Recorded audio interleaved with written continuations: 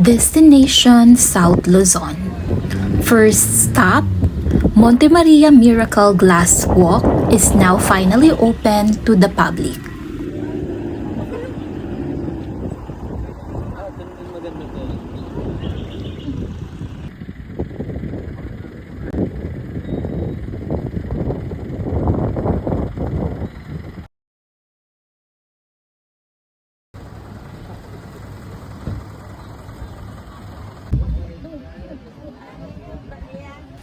The first largest glass walk in the Philippines that located in Barangay Pagkilatan, Batangas City. According to Batangas Tourism and Cultural Affair, the glass walkway is 118 meters long and stand 45 meters high. It has an aerial view of Batangas Bay and provides a thrilling experience as we walk across a transparent glass floor. Glasswalk entrance fee is 300 peso and the Rainbow Bridge is 100. Kakanginig ng tuhod.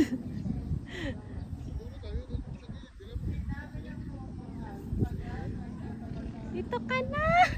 Nanginginig. Tara na! Tara, Lulo!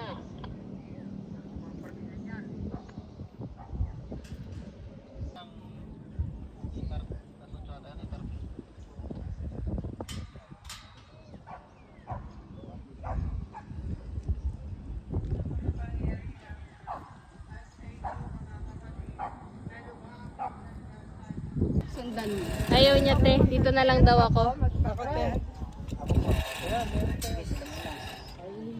Dito na mabili.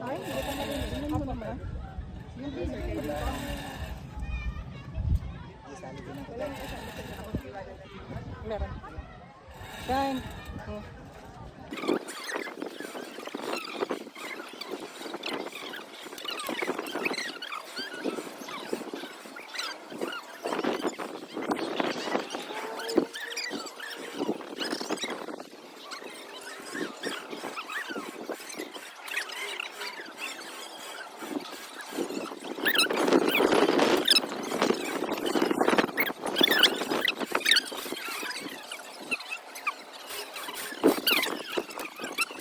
Ang kinakatakot kayo, akala mo kasama pang bata na natin.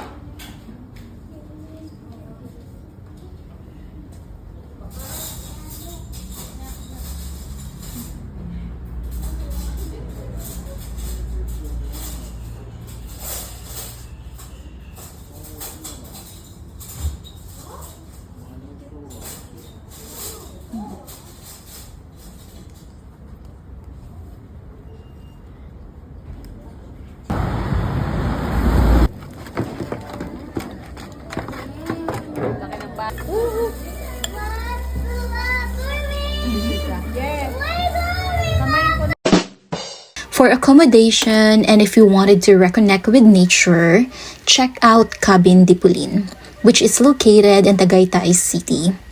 They can accommodate 20 to 25 packs for big group and they also allow couples or small groups. It's a private staycation that will help you to recharge and relax. For booking and additional details, please visit the Facebook page of Cabin Dipulin. Thank you for watching and have a great day.